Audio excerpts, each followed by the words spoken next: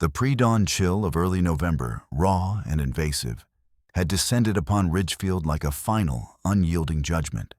It was the kind of cold that gnawed at the bones, that promised the true silencing frost was merely hours away. In his narrow, sparsely furnished room at the far end of the upstairs hall, Beckett Lane, now a man of 24, jolted upright in bed, his heart a frantic drummer against his ribs. The dream, a recurring specter, had been more vivid tonight, more insistent. Rosemary, his mother. A shadowy silhouette, her hand outstretched, beckoning from the swirling mist that always seemed to cling to the perimeter of the old sealed well in his waking nightmares. This time, however, the mist had momentarily cleared, and her fingers, translucent and pleading, seemed to almost brush against the frost-glazed, overgrown grass surrounding the brooding Lane house, each blade a miniature spear of ice, and a voice, her voice a desperate whisper woven into the chill. "He's watching my little bird. Don't let him silence you." The whispers, they must be heard. Her silent plea now underscored by that ghostly warning hung in the chilled air, a question he'd carried his entire life, now sharpened into a premonition. Later that morning, the first true frost arrived, a brittle crystalline shroud. It clung with ghostly persistence to the gnarled, half-dead oak that loomed a skeletal sentinel beside the sealed well. A rough gray circle of concrete that felt less like a cap and more like a tombstone pressed into the unhallowed earth. Eleanor, wrapped in a thick shawl, her own dreams troubled by formless anxieties, found herself drawn to it, an invisible current pulling her towards its malevolent stillness. The patch of disturbed earth beside it churned, as if by some nocturnal scavenger, seemed more pronounced a fresh wound in the frozen ground. And there, half hidden in the stiff frosted grass, like a fallen bird, she'd found it a single, impossibly small, exquisitely knitted baby booty, sky blue, now stiff with ice and caked with mud. Its delicate stitches, once a promise of warmth and love, were now a cruel mockery. Its presence there, so close to that concrete scar on their lives, so horribly echoing the phantoms of Beckett's youth and her own buried fears, sent a splinter of pure cold dread directly into Eleanor's heart. Hours later, long after the sun had bled away, a raw, visceral scream tore through the blackness, sharp enough to slice the membrane between nightmare and waking. Young Beckett, barely 4 at the time, had jolted upright in his own small bed, and the phantom cry, a woman's terrified shriek, high-pitched and desperate, followed by the heart-wrenching whimper of a child seeming to claw its way up from the frozen earth directly beneath his window. 20 agonizing years since she had vanished. The wind in Ridgefield, always an insidious sighing conduit for memories too heavy, tonight scratched at the rattling window pane like a desperate trapped animal. He'd arrived at the Lane house, a whisper of a boy, from the sterile impersonality of the county shelter clutching a worn, faceless ragdoll. Preternaturally small, with hair the bleached color of winter wheat, far too light for his stern, dark-haired adoptive parents, and wide, unnervingly observant eyes that study the world with an ancient, sorrowful wisdom.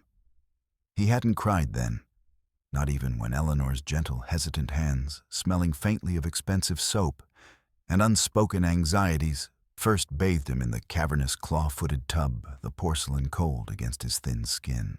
Later that first night, huddled in an overwhelmingly large bed, the alien scent of Eleanor's lavender sachet sharp in his nostrils, he'd whispered into the listening darkness, "Where's the well?" "The one in the back, the old one with the big stone lid." Local lore rarely spoken aloud, but festering in Ridgefield's collective subconscious, sometimes called it the widow's well. A place shadowed by whispers of older disappearances, of inconvenient truths silenced by powerful families in generations past. The Lanes, it was darkly hinted, had their own history intertwined with such convenient vanishings. Eleanor, in the tomb-quiet kitchen, froze mid-stir as her spoon clinked against china. She hadn't shown him the backyard, hadn't mentioned the derelict well Gregory had ordered, sealed with unyielding concrete weeks before Beckett's arrival. Eyesore hazard past best left undisturbed. Gregory had declared his brisk, brutal efficiency, erasing its history. How do you know about a well, sweet boy? Her voice, a little too bright, betrayed her unease. My other mama. He'd murmured, gaze distant. She sings there sometimes, when it's dark, when the stones are cold and the moon is hiding. She says it's a lonely place. So lonely. She calls it the Whispering Well, where secrets go to sleep. That was the chilling beginning. The whispers is the night terrors. Mama's in the well, he'd stated one gray afternoon, his small voice clear as a bell from his room. She's so cold, Mama Eleanor. He heard her. He wouldn't let her sing anymore.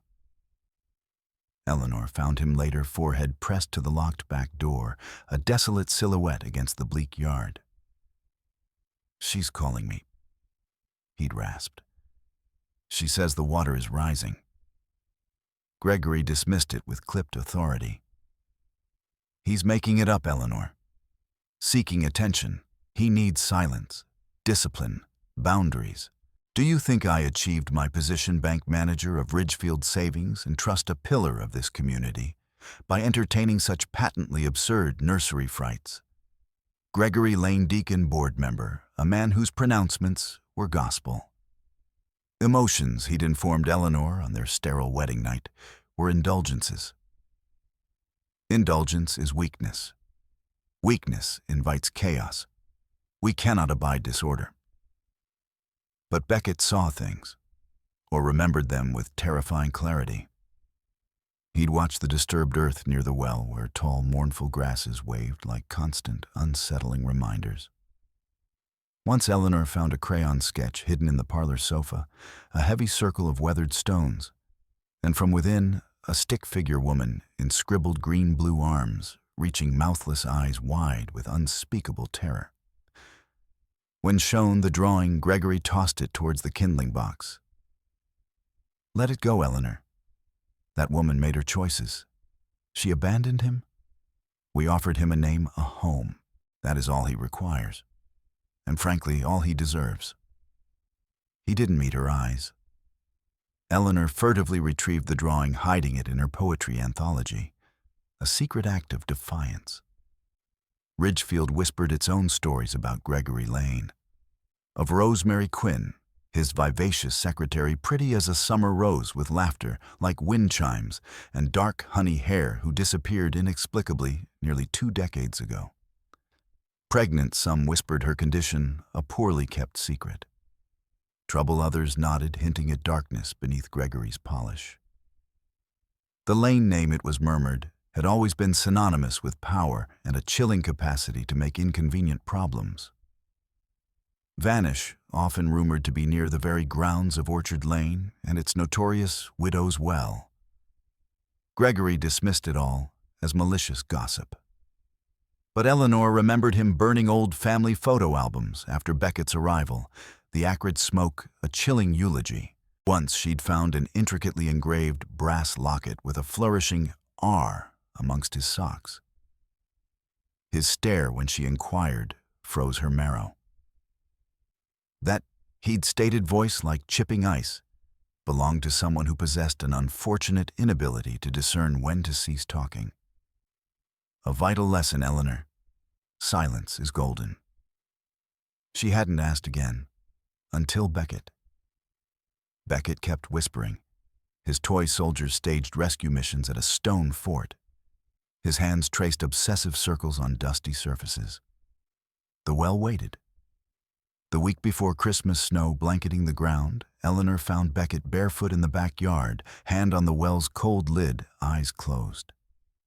She sang to me last night, Mama Eleanor, he said softly. A real song, not humming. She said not to be afraid anymore. The angel with the lavender wings is close. The truth wants to be free. Who sang to you, sweet boy? He turned ancient eyes flecked with unchildlike grief meeting hers. My real mama, Rosemary. She had beautiful hair dark like yours, but it smelled like wild roses. Like the ones by the old stone fence before he cut them down. She said you're sad inside too, Mama Eleanor. He shivered. Gregory's fury was a cold, controlled rage. He yanked Beckett inside, scrubbing his frozen feet harshly. Stop this infernal nonsense, this pathological fabrication, you ungrateful, disturbed little thing. We saved you. You will speak of her no more. This delusion ends now. Beckett, pale but resolute, looked up. You know where she is, he whispered. You put her there. You made her quiet. The slap was brutally swift. The red imprint of Gregory's hand bloomed on Beckett's cheek. Something within Eleanor fractured.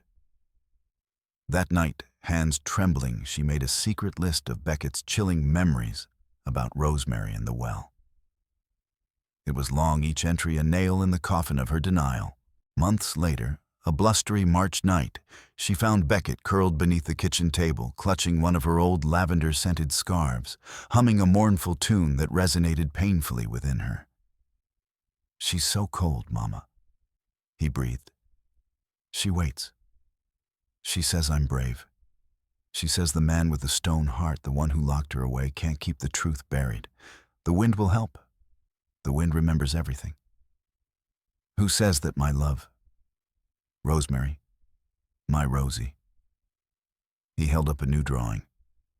The woman in the well, still mouthless, her eyes sorrowful but different. Peaceful. Accepting. Eleanor wept. Not for herself, but for a forgotten ghost named Rosie, and a haunted child who remembered too much. Sleep eluded her. Her gaze fixed on the locked oaken drawer in Gregory's study, the one with the false bottom he'd forbidden her to touch. Some doors, Eleanor, are best left unopened, for everyone's peace of mind. His peace of mind. She waited until Gregory's black sedan crunched down the drive. With trembling fingers, she retrieved the antique silver key from his cufflink box. The drawer slid open. Beneath old bank statements, she pried up the loose floorboard. There were several photographs. One of a vibrantly beautiful woman, dark honey hair, wearing a distinctive green-blue dress, standing beside a younger, guarded Gregory. She was visibly gloriously pregnant, hand on her rounded stomach. Gregory looked away, jaw tight. On the back, Rosemary Quinn, summer 1999. Our little miracle. He will move mountains. The year Beckett was born. The year Rosemary had abruptly resigned due to unforeseen pressing family matters from Gregory's bank. No trace. Other items: a pressed wildflower, a tiny tarnished silver rattle, and a single sky-blue baby booty identical to the one by the well that morning.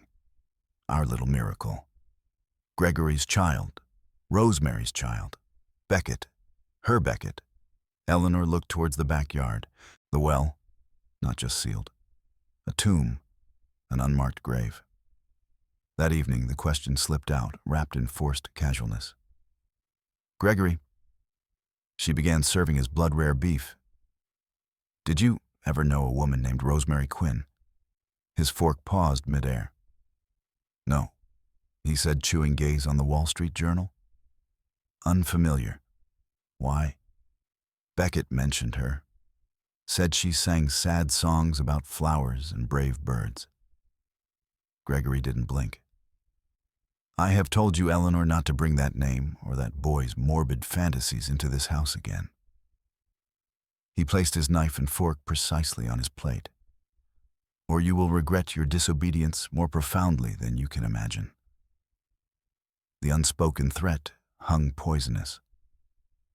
Later, tucking Beckett in, she whispered, Tell me more, sweetheart. Everything. What else does Rosie say? I'm listening now. He smiled, a genuine smile that reached his ancient eyes.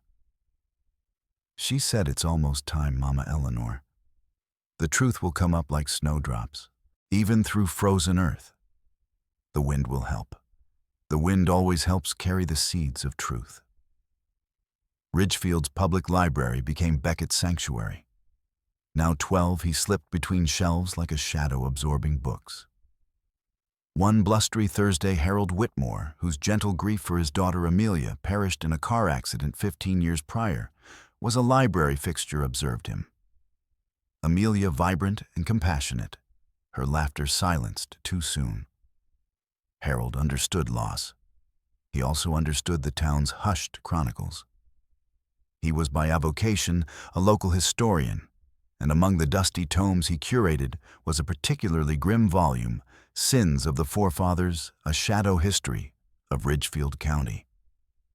It contained a chilling chapter on the Widow's Well of Orchard Lane, detailing not just folklore, but also a thinly veiled account of the disappearance of one Eliza Thornton in 1967. Eliza was the young wife of Silas Thornton, a business partner of Gregory Lane's father, Harrison Lane. The chronicle hinted darkly that Eliza had learned of illicit dealings between Harrison Lane and her husband, and threatened exposure shortly before vanishing. Harrison Lane had the well secured for safety not long after. "You read with intensity, young man." Harold's soft voice made Beckett jump. Ridgefield histories and local hollows, clattering open to a map of Orchard Lane, the Lane property marked with a dark X, where the Widow's Well legend placed it, a place of old disappearances. Beckett flushed. "I just like the quiet." Harold's smile was sad. He gestured to the shadow history volume he'd been perusing. "Some of us come to listen for echoes of old stories that refuse to stay silent. That well, it has a dark reputation far older than many realize." He retrieved Beckett's book. "You're remembering something vital, aren't you, lad?" Beckett inexplicably spoke. "She hums to me, still, in my dreams in the wind. A sad song. She wears a green-blue dress, smells like lavender and wild roses." He paused, voice a whisper. "No one believes me. My father, Mr. Lane, says I invent things. He gets angry." Harold listened without surprise. He opened the book to The Weeping Well of Widow's Creek. A local legend of a woman betrayed her spirit tied to water, but his mind was on Eliza Thornton. "The truth, young man," Harold said, "may bury itself deep, but it always leaves a song, a scent, a whisper for those willing to listen." He invited Beckett back. Their meetings became a ritual. Harold, a retired history professor, taught Beckett about local lore, how landscapes hold memory. He shared carefully chosen excerpts about the darker side of Ridgefield's founding families, always omitting the Lane name directly at first, gauging Beckett's reactions. He never pressed about the humming woman, but listened with unwavering belief. One bleak February afternoon, Beckett whispered, "Do you believe some people, when they die, don't really go away, especially if something terrible was done?" Harold's breath hitched. He'd asked himself this countless times since Amelia died. "Yes, son, I believe that. Especially if they weren't finished being loved, or if a truth they carried was stolen." He thought of Eliza Thornton, her story nearly erased. Beckett's eyes welled. She didn't mean to go. Someone made her go. Hurt her. She's under the stones, cold, waiting. He showed Harold a sketch, the woman in green-blue arms reaching from beneath moss-covered stones, mouthless eyes filled with unutterable anguish. She never screams, just waits, hums that sad song. So lonely. That night, Harold unlocked a rosewood box sealed by years of sorrow. Inside, amongst Amelia's dried wildflowers, was a letter from Amelia, found in her satchel after the crash. He had never read it. Until now, "Dearest, dearest Daddy," Amelia's script began. "Life is so fragile. So many lost souls unheard. I want to be someone who listens. You taught me that. I met a young woman today, Rosemary Quinn. Lovely, gentle smile eyes holding fear.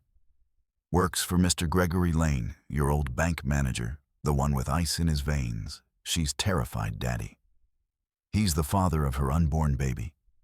She told me in strictest confidence. He's dangerous. A temper like a coiled viper. She said he keeps talking about the old sealed well in their backyard, how deep it is, how quiet, how a troublesome secret could be lost forever. Joked it was deep enough to bury a regret or two, and no one the wiser. He's been looking into private adoptions, pressuring her. She's terrified he'll take the baby. Or worse. There's more, Daddy. Unsettling. She overheard him on the phone talking to Mr. Abernathy from the bank's board, the one who always looks like he swallowed a lemon. Gregory was reminding Abernathy about an old problem from years ago, something involving Abernathy's youthful indiscretions, that Gregory's father had helped manage. Gregory was leveraging it, laughing that cold, smug laugh, saying Abernathy owed the Lane family more than one debt of silence. He acts untouchable. Rosemary said Gregory boasted that some people just needed to be persuaded to disappear, and that his father knew how to ensure permanent silence at that very well. If anything should ever happen to me, Daddy, if anything happens to her, please promise me you'll look into it. That well, that man, that family. I have a terrible feeling. The letter trailed off unfinished. Harold held the pages handshaking. Amelia's fear for Rosemary, her horrifying hint about Gregory's father and Abernathy's entanglement, a searing echo of his own failure and the grim tales in the shadow history. His sorrow found a new fierce edge purpose. He would not fail Amelia in death. He would not fail Rosemary or Eliza. Next morning, Harold resurrected by a sacred promise called Eleanor Lane. He found her listlessly tending frost-blackened roses. He's drawn to silence, Mrs. Lane. Harold began voice firm because he survived something unspeakable. Beckett. He speaks of his mother, Rosemary. Insists she's in the well on your property. Waiting. Eleanor's face became a brittle mask. That well, Mr. Whitmore, is sealed. Permanently. That story is a disturbed child's morbid fantasy. Her voice was dangerously thin. Harold nodded.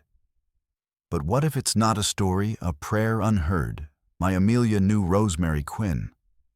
Rosemary worked for your husband, vanished 20 years ago. Amelia was trying to help her. She was deeply concerned. Eleanor flinched. Your Amelia knew Rosemary.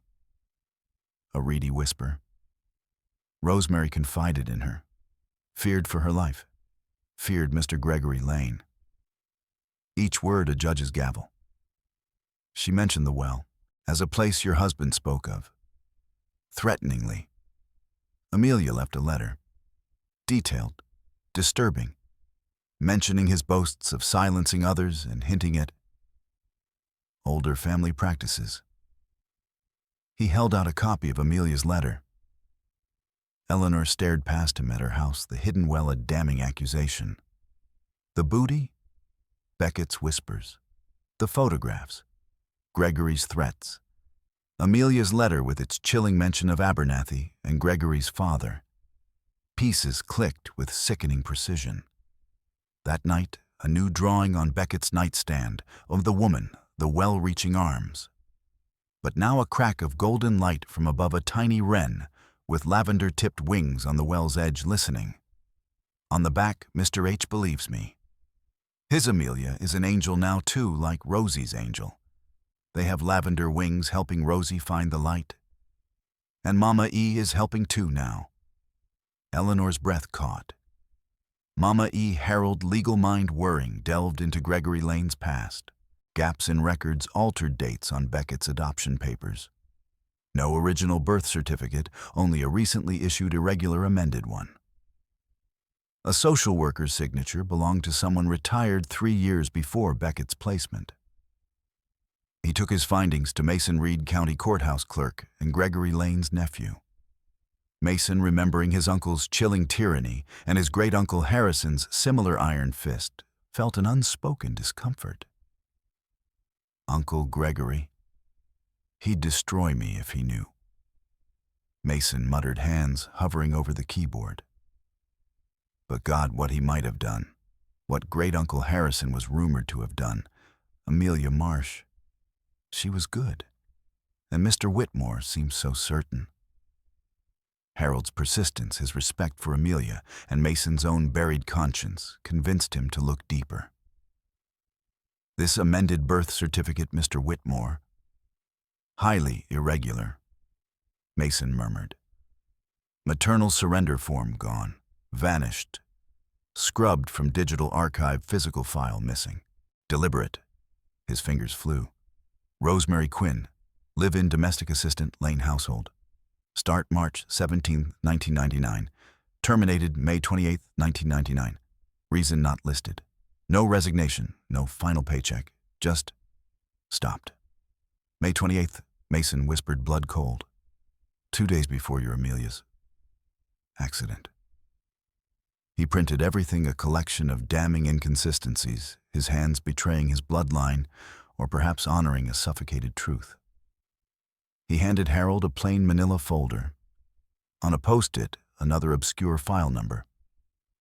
Missing persons filed June 1999 by a distant cousin, never pursued.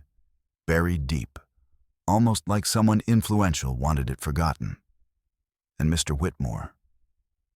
I checked the land records for Orchard Lane. The well was first officially capped for safety by Harrison Lane in late 1967, shortly after Eliza Thornton disappeared. There are anomalies in those old records too. Similar gaps, almost like a blueprint.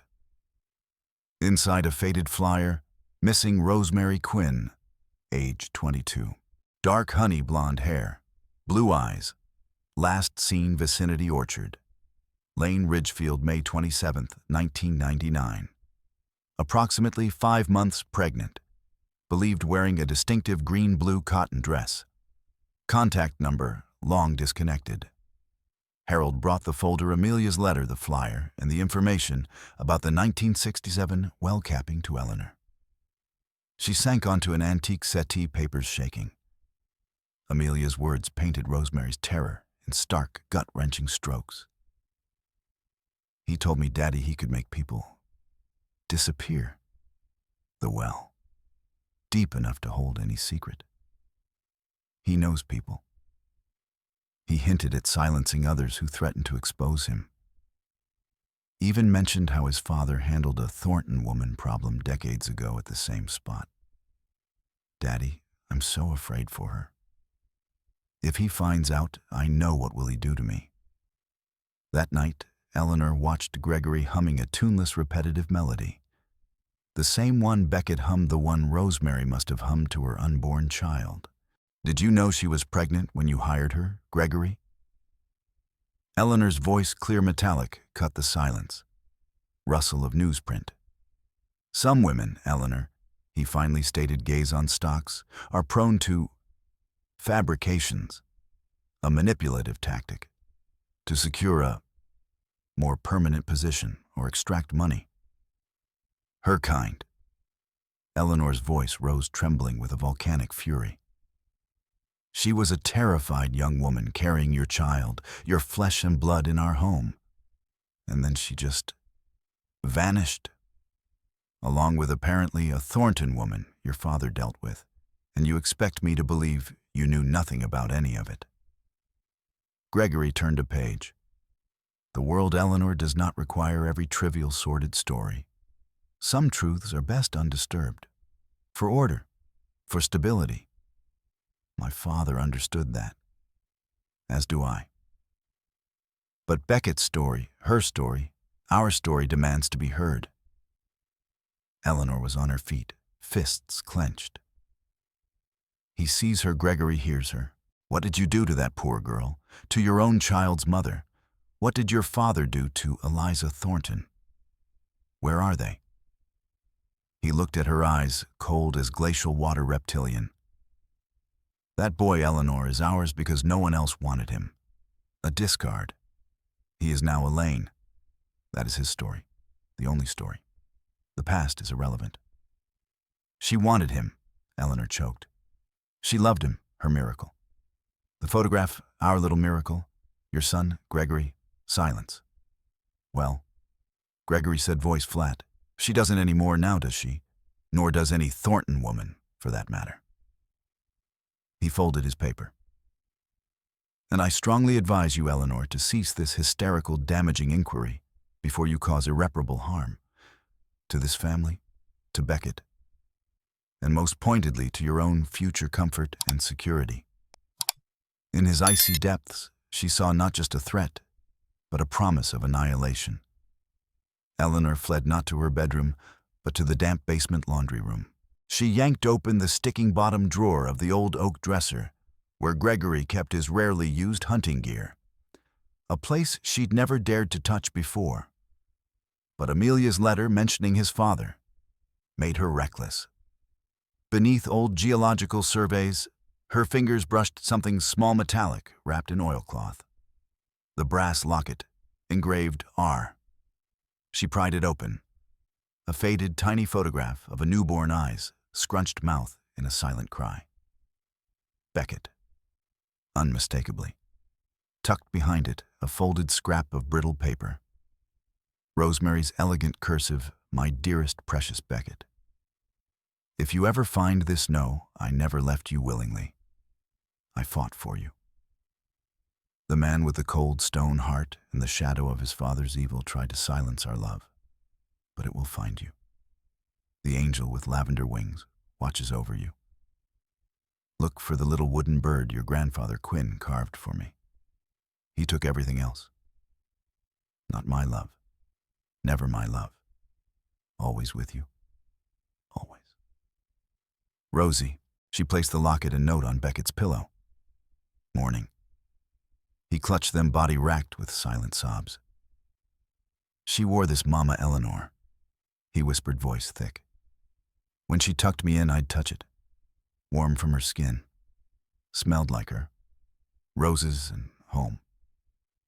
Eleanor brushed his hair. I'm so sorry, my love, she whispered, voice breaking. A coward. A terrible, unforgivable coward. Beckett's ancient knowing eyes, Rosemary's eyes, were soft. It's okay, Mama Eleanor. Some people forget for a long time before they can remember. Rosie says truth is a seed. Needs deep, cold, dark to grow strong before it reaches for the light. Outside, the first hesitant signs of an early thaw. Water dripped from the eaves like tears.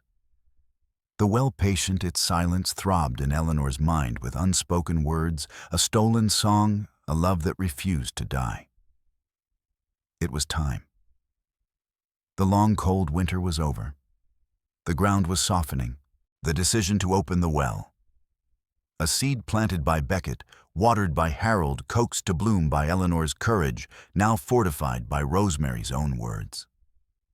Florence Albright, stern town matriarch, prize-winning rose grower, and a woman who'd known Harrison Lane's ruthlessness and Gregory's cold ambition for decades, became a formidable co-conspirator. Harold shared Amelia's letter and the Chronicle's account of Eliza Thornton. Florence recalled a flustered, pregnant Rosemary, asking about herbal sedatives for a troubled friend just days before her disappearance. Florence, who had also heard the dark whispers about Harrison Lane and Eliza Thornton years ago, had dismissed Rosemary's anxieties at the time. Now it felt like a double betrayal. That family, Florence declared, eyes glinting, has cast too long a shadow. Harrison, and now Gregory. If there's a whisper of truth about either of them, Eleanor, it needs light. Ridgefield has carried too many shadows. Time for an exhumation. A discreet contractor, Bill Jakes, indebted to Florence for saving his nursery from foreclosure years ago, would be available. Gregory was away 3 days, a banking conference. A narrow window. Dawn. Jakes's unmarked van navigated Quiet Orchard Lane. Harold Grimm, hand on Beckett's shoulder. Beckett, now a youth of 24, clutched the lavender scarf, gaze fixed on the well, listening. Eleanor trembled, but looking at Beckett, resolve hardened. As Jakes and his crew began setting up, Mr. Abernathy's car pulled up. The bank board member, looking agitated, approached Florence and Harold. "Florence, Harold, what is all this commotion I heard? Unsettling rumors. Surely you aren't entertaining these fanciful notions about the Lane, well-old secrets best left buried for everyone's sake." Harrison Lane was a complicated man, but vital to this town's development. And Gregory, well, he's his father's son. His attempt at casual dissuasion was laced with a nervous tremor. "Some secrets fester, Abernathy," Florence said icily, "and some families build their foundations on bones." Abernathy paled, but said nothing more, retreating to his car where he remained watching. Jackhammers shattered the morning silence. The concrete cap a foot thick resisted. Neighbors gathered whispering. Florence, a stoic sentinel, guarded the driveway. The sky curdled. Bruised clouds rolled in. Wind moaned through the oak. Thunder rumbled. "Storm's coming," Jakes the contractor muttered. "Need to hurry." Just as they were about to winch up the final fractured piece of concrete, a sleek black sedan screeched to a halt. Gregory, back a day early, he strode towards them, face thunderous. "What in God's name is happening?" he boomed. "Eleanor, call these men off. This is private property." "We're looking for the truth, Gregory," Eleanor said, voice surprisingly steady. "Rosemary's truth, and perhaps Eliza Thornton's too." "There is no truth here but what I say," he snarled, eyes wild, darting towards the well. He lunged for the winch controls. Harold, surprisingly agile for his years, stepped in his path. "Stay back, Lane." Harold's voice low, dangerous. Gregory shoved him. Harold stumbled but recovered, eyes blazing. Gregory fumbled in his pocket, pulling out not a utility knife, but a small, snub-nosed revolver, its metallic gleam terrifying in the gloom. As Gregory raised the gun, Jakes, who had been peering at the newly exposed edge of the well beneath the partially lifted cap, yelled, "Boss, wait, look. There's something wedged in the side under the lip of the old stonework. Looks like... Christ, it looks like an old blasting cap. Wires running down, maybe dynamite, old, unstable if that hook drops hard on it, or there's a major shock." The revelation hung in the air, a new sickening dread. Gregory, ignoring Jakes's warning, or perhaps emboldened by it, fired not wildly, but with grim precision, at the heavy lifting cable of the winch. A shot pinged off the steel housing. Another hit the cable. It frayed, groaned. "The winch!" Jakes yelled. Then, before anyone could react further, Gregory lunged not at Eleanor, but at Beckett. He grabbed the young man, yanking him close, the gun pressing against Beckett's temple. "Stop!" Gregory shrieked, his composure shattered, eyes manic. "Everyone stop or he dies. One move, one more attempt to lift that cap, and I swear I'll pull the trigger. Call them off, Eleanor, now." Rain began, a torrential downpour. Wind howled. At that moment, Abernathy's car door opened. He emerged not alone, but with two burly men who looked like they knew how to handle trouble. "Lane, I knew you couldn't manage this," Abernathy called out, striding forward. "This farce ends now. For the good of this town's reputation and to protect the Lane family legacy, this well stays sealed." He seemed poised to take control, his men fanning out. "Legacy?" Eleanor's voice, laced with contempt, cut through the storm. "You mean the legacy of murder and cover-up you've been part of?" Abernathy Amelia knew. "She wrote about your debt of silence to Gregory's father. You helped Harrison Lane conceal what he did to Eliza Thornton, didn't you? Just like you're trying to help Gregory now." Florence Albright stepped forward, a figure of righteous fury.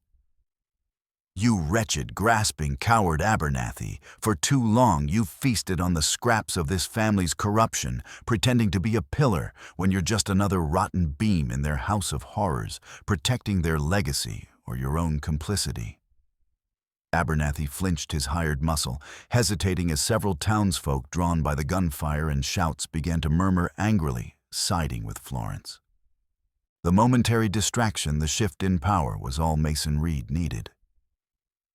He'd been lurking at the edge of the crowd, pale and conflicted. But Eleanor's and Florence's courage and the sight of Beckett with a gun to his head ignited something in him. "No," he whispered to himself. "Some things are more important than blood." With a roar of anguish and resolve, he launched himself from the small crowd, tackling his uncle with unexpected force. They sprawled in the mud. The gun clattered away. Beckett stumbled free, gasping. In the chaos, with Gregory momentarily disarmed but struggling fiercely, the frayed winch cable strained beyond its limit, snapped with a terrifying crack. The heavy grappling hook and the remaining piece of concrete plunged towards the newly exposed maw of the well, directly towards where Jakes had spotted the ancient explosives. A collective scream. Time seemed to stop. Then a jarring thud and the shriek of metal. The safety chain, a secondary measure Jakes always insisted on, had caught on the fractured derrick arm, arresting the fall mere inches from where the dynamite was believed to be. The massive hook dangled, swaying precariously. "Enough, Uncle Gregory." Mason panted, pinning him. "It's over." Florence Albright, already on her phone voice, crisp despite the tumult. "Yes, Sheriff Brody, assault with a deadly weapon. Orchard Lane, hostage situation now diffused. And I believe you'll want to be here. We're about to uncover more than one problem, I suspect. Seems our town's most prominent citizen, and perhaps his antecedents, and even Mr. Abernathy here, have a lot to answer for. The widow's well is finally giving up its secrets, with Gregory restrained and Abernathy looking utterly defeated as townsfolk blocked any escape for him or his men. A grim urgency settled. Jakes and his crew, after a nail-biting inspection, confirmed the deteriorated dynamite was by some miracle still intact, but too unstable for further risks. They carefully rigged a secondary lighter winch with a waterproof light and camera. The murky image flickered onto a screen. Silence, but for rain, wind, and Beckett's ragged breaths. A collective gasp. Partially submerged, tangled with roots and debris, was a skeletal form. Tattered green-blue fabric clung to bones. Around the cervical vertebrae, a thin gold chain glinted. But deeper, visible as the camera panned down, another shape. Older, more decayed, partially encased in what looked like remnants of much older rotted material and some distinctive weathered stonework that might have once been part of a deliberate, crude concealment within the well itself. 2. There were 2 souls in the widow's well. Eleanor covered her mouth, a sob escaping. Beckett leaned into Harold, shaking. "Carefully." Harold choked. "Bring them home." Attached to the gold chain on the upper remains were 2 items. The tarnished brass locket with R, and a small, tightly bound oilskin-wrapped package. From the lower, older remains, as they were later meticulously examined, a small, tarnished silver signet ring was recovered from a skeletal finger bone. It was engraved with the initials E.T. Eliza Thornton. The truth, cold, stark, and now doubly terrible, had clawed its way out. Rosemary Quinn and Eliza Thornton, a victim of a previous Lane generation, had been found. Sheriff Brody's arrival transformed the scene. Gregory Lane, mud-caked, sputtering incoherently, was cuffed and read his rights. Abernathy, after Florence Albright and Harold Whitmore, provided swift, damning statements regarding his attempts at obstruction, and the contents of Amelia's letter suggesting long-standing complicity was also taken into custody, his protests of innocence ringing hollow. The remains were respectfully exhumed. The oilskin package unwrapped revealed Rosemary's leather-bound journal pages, stiff but miraculously preserved by the waterproof wrapping. Excerpts soon leaked by a remorseful and cooperating Mason Reed painted Rosemary's final weeks in terrifying detail. October 12th. He grows colder, speaks of solutions, discretion, asked about giving up my baby. My Beckett. Never. He laughed, called our child a complication, a loose end.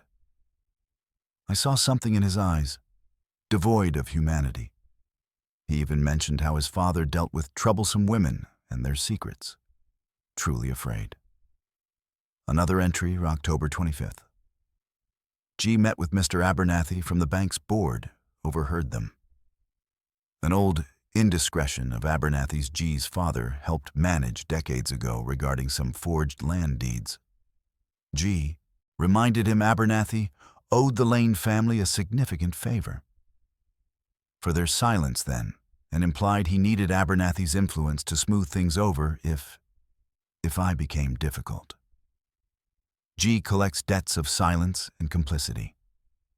This confirmed Amelia's fears and Florence's accusations. The second set of remains, identified through dental records and the ET signet ring, as Eliza Thornton deceased approximately 30 to 40 years prior. Roughly when Gregory's own father, Harrison Lane, a man known for his ruthless ambition, had first had the well capped for safety reasons, lent horrifying credence to the darkest interpretations of the widow's well legend and the Lane family's chilling generational pattern of violence. It suggested Gregory was not the first Lane to use the well as a tomb. Mason Reed also found archived bank communications between Harrison Lane and Silas Thornton around that time discussing final settlement of our joint venture and permanent resolution of the Eliza matter. Silas Thornton had left Ridgefield a wealthy man shortly after his wife's disappearance. Harold Whitmore then approached Sheriff Brody, his face ashen. Amelia's letter. Gregory boasting. I was one of those people unknowingly caught in his web. He confessed how lost in grief after Amelia's death he'd unwittingly witnessed and backdated a property document for Gregory, who claimed to be out of town due to an urgent family matter. That very weekend, Rosemary disappeared. Gregory had used it as part of an alibi, implying Rosemary had left with a sum of money from a property sale he supposedly oversaw from afar. My signature, Harold choked, helped him obscure his crime. He manipulated my grief. Rosemary's journal also held unwavering love. My little bird, my Beckett. I hum you songs of sunshine. Lavender fields. Roses climbing to light. My love is a light that will always find you. I've hidden the little wooden bird your grandfather Quinn carved for me in your nursery things when I packed them, hoping one day. May it remind you to fly free. Eleanor, guided by the journal's description, found the small, beautifully carved wooden bird with faded lavender-painted wings tucked away in a cedar chest with other baby items she'd stored after Beckett's arrival. Items Gregory had insisted be put away. The trial was sensational, gripping Ridgefield and beyond. Gregory impassive through most of it, a mask of cold disdain. Eleanor, quiet but devastating, recounted Beckett's whispers from childhood. Gregory's chilling threats, her slow, painful awakening. She clutched Rosemary's locket throughout her testimony. Harold, burdened by grief and his unwitting complicity, shared Amelia's letter and detailed his manipulated involvement. Mason Reed, no longer silenced by family loyalty, detailed the altered records, the lost missing person report, adding, "The records around the first well capping by my great-uncle Harrison were similarly incomplete, a pattern of erasure." The implication of generational evil hung heavy in the courtroom. Beckett, now a composed young man, holding Rosemary's lavender scarf, and the little wooden bird spoke of indelible memories, a scent of rose and lavender irrevocably mixed with a deep, primal fear. a sorrowful, loving humming that had been the soundtrack to his subconscious. A locket's warmth against his cheek, a man's cold, dismissive voice. She didn't leave me. He set his gaze steady as he finally met Gregory's. You took her. You tried to erase her memory, her voice, her love. But you couldn't erase her love. It was too strong. No. Rosemary's journal, her articulate, loving, terrified voice from the grave, was damning. The discovery of Eliza Thornton's remains, while not directly part of Gregory's murder charge for Rosemary, painted an undeniable picture of a family that treated inconvenient lives, especially those of women who threatened their power, as disposable. Abernathy, facing charges of conspiracy, obstruction of justice, and accessory after the fact to Harrison Lane's crimes, saw his carefully constructed world collapse. The defense crumbled. Guilty? Murder in the first degree for Rosemary Quinn. Life without parole. Abernathy was also found guilty on multiple counts, his reputation in tatters, his future a prison cell. As the verdict for Gregory was read, his composure finally cracked a flicker of disbelief, then a surge of impotent rage which slowly drained away, leaving only a hollow, desolate emptiness. Ridgefield reeled, then slowly began to heal.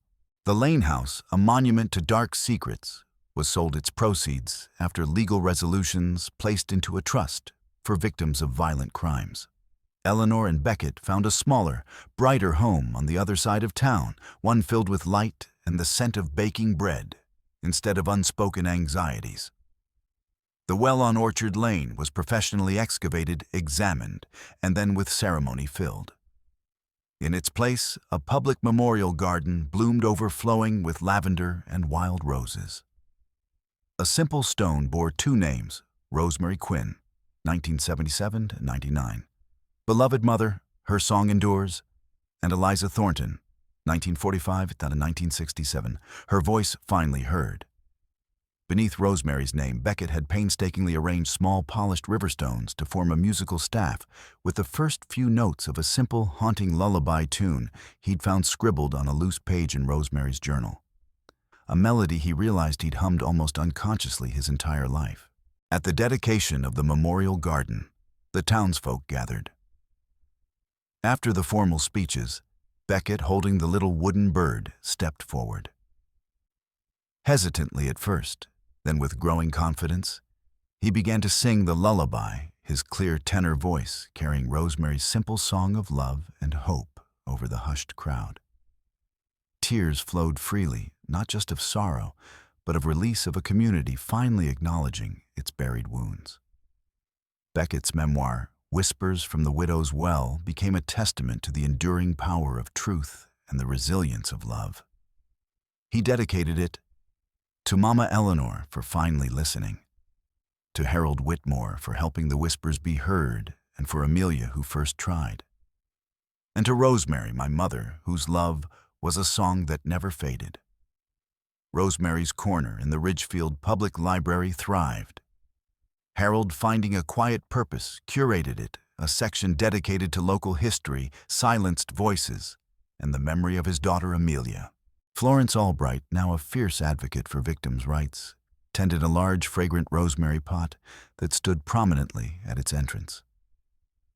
My silence for too many years was another stone in that well. She'd confessed to Eleanor one afternoon. A heavy, shameful burden to carry. No more. Years later, on a golden autumn evening, the harvest moon bathed the memorial garden in its soft light. Eleanor found Beckett standing by the stone, holding a freshly picked lavender bloom. She said, "The wind carries the seeds of truth, Mama Eleanor." He murmured, his voice content. And love. Love always finds its way to the light, doesn't it? Eleanor slipped her arm around his strong shoulders, her heart swelling with a profound, aching love. The wind sighed through the roses and lavender, carrying their blended fragrance, and if one listened closely, the faintest, sweetest echo of a lullaby. No longer mournful, no longer a lament of loss.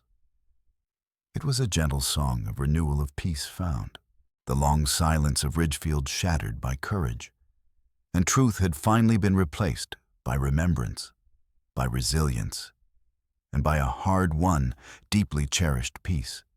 The whispers from the well at long last had been answered.